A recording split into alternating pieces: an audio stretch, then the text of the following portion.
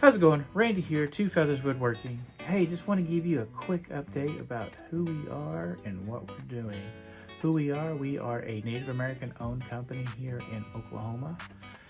Myself and my business partner are Native Americans. I am Oto, Navajo, Choctaw, Caddo, and Delaware.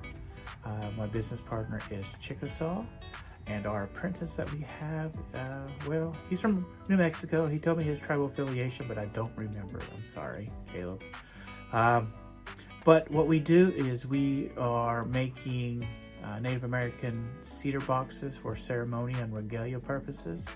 And of course, they can be used for other things, but you know, that's our main focus is that we also do and like to make cutting boards, and charcuterie boards and decorative items, but we haven't been posting those. But anyway, yes, so bear with us. We're gonna make some boxes. Hopefully you stick around with the journey.